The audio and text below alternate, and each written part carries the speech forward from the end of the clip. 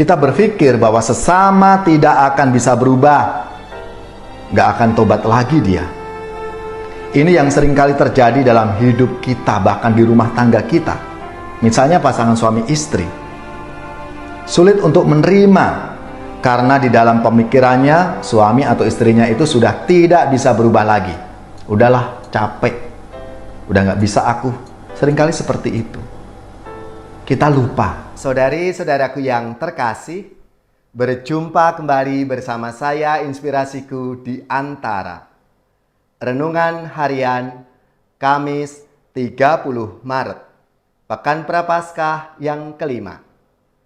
Semoga kita bersama keluarga dan komunitas kita selalu dalam keadaan baik, tetap sehat dan bersemangat. Marilah kita mengawali renungan kita dengan tanda kemenangan Kristus. Dalam nama Bapa dan Putra dan Roh Kudus. Amin. Allah Bapa yang Maha Setia, Engkau dekat pada orang yang berseru kepadamu. Pandanglah dengan rela kami yang berharap pada belas kasih-Mu, agar terbebas dari segala dosa dan hidup dalam kekudusan, sebagai pewaris janji keselamatan-Mu. Dengan pengantaraan Yesus Kristus Putra-Mu Tuhan kami, yang bersama dengan Dikau dalam persatuan Roh Kudus, hidup dan berkuasa Allah sepanjang segala masa. Amin. Dalam nama Bapa dan Putra dan Roh Kudus. Amin. Inspirasi kita hari ini dari Injil Suci menurut Yohanes, bab 8 ayat 51 sampai 59. Marilah kita siapkan kitab suci kita masing-masing. Kita akan membaca bersama-sama, lalu merenungkannya. Sekali peristiwa, Yesus berkata kepada orang-orang Yahudi, "Aku berkata kepadamu, sesungguhnya barang siapa menuruti firman-Ku, ia tidak akan mengalami maut sampai selama-lamanya." Kata orang-orang Yahudi kepada Yesus, "Sekarang kami tahu bahwa engkau kerasukan setan. Sebab Abraham telah mati, dan demikian juga nabi-nabi. Namun engkau berkata, barang siapa menuruti firman-Ku, ia tidak akan mengalami maut selama-lamanya. Adakah engkau lebih besar daripada bapa kita Abraham yang telah mati? Nabi-nabi pun telah mati. Dengan siapakah engkau samakan dirimu?"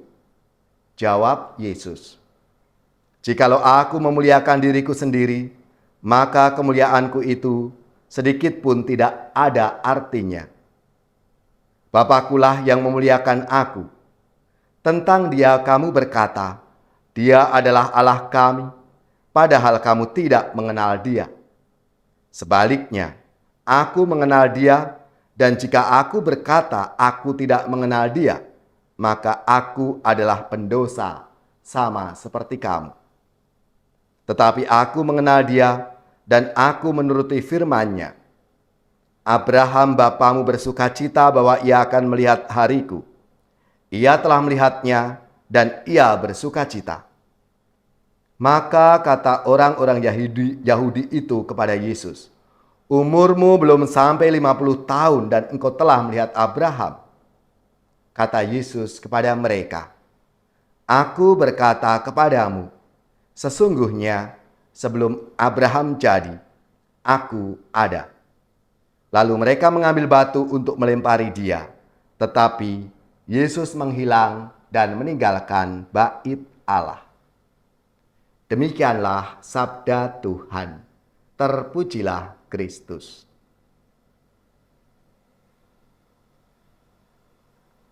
Saudari-saudaraku yang terkasih, pasti kita pernah mengalami, bahkan mungkin seringkali kita itu merasa bisa memahami sesuatu.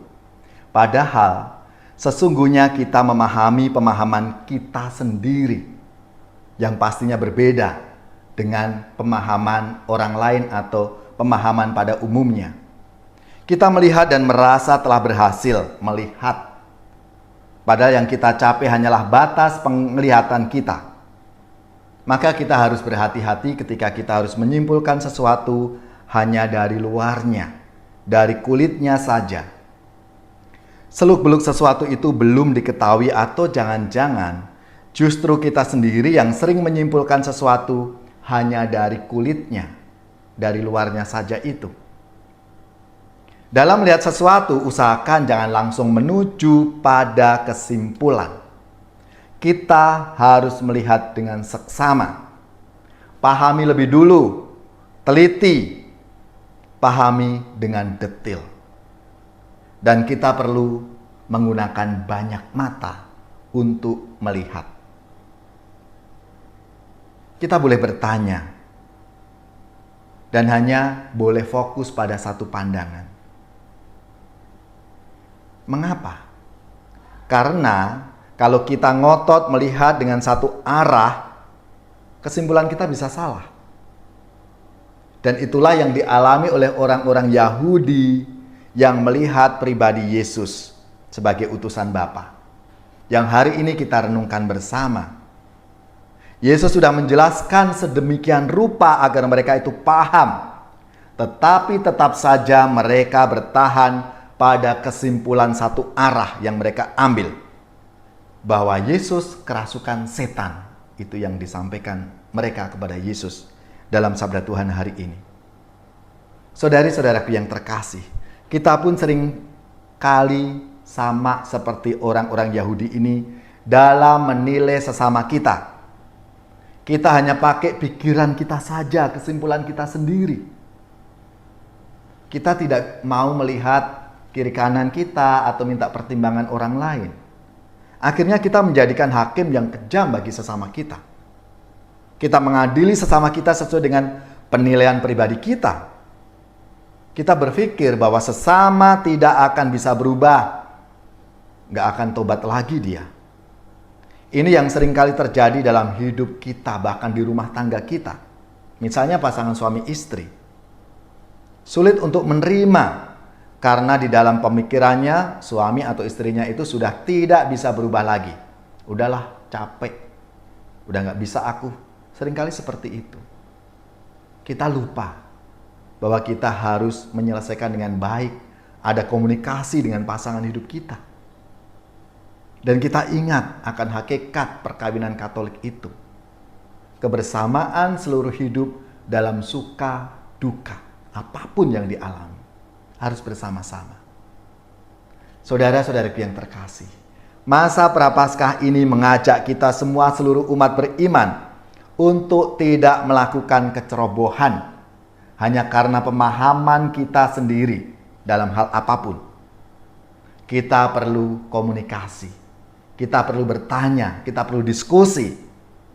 Untuk setiap persoalan kita harus kita pahami dulu akar persoalannya ini apa. Pahami dulu sebelum berkomentar dimanapun, bahkan kadang di medsos kita. Agar apa yang kita simpulkan itu benar-benar sesuai dengan kebenarannya. Sehingga kesimpulan kita tidak serta-merta lahir dari pemahaman yang tidak punya dasar. Saudara-saudaraku yang terkasih, marilah kita mohon rahmat Tuhan, mohon rahmat kebijaksanaan, supaya kita mampu untuk menilai sesama kita, untuk melihat semuanya dalam kehidupan kita ini dalam kebijaksanaan Tuhan dan melalui kacamata Tuhan sendiri, sehingga kita sungguh-sungguh menyadari akan rahmat Allah dalam setiap pengalaman hidup kita.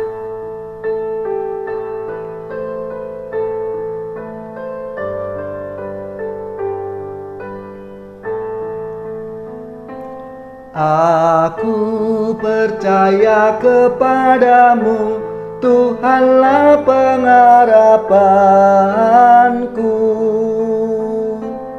Aku percaya kepadamu, Tuhanlah pengharapanku.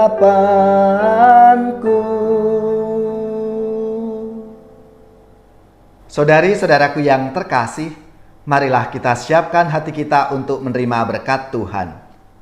Semoga saudari-saudara sekalian, keluarga-keluarga, komunitas kita, orang-orang yang kita doakan, mereka yang sakit, yang menderita, seluruh tugas, belajar, pekerjaan, usaha, serta karya pelayanan kita dibimbing, dilindungi, dan diberkati oleh Allah yang Maha Kuasa, Bapa dan Putra dan Roh Kudus.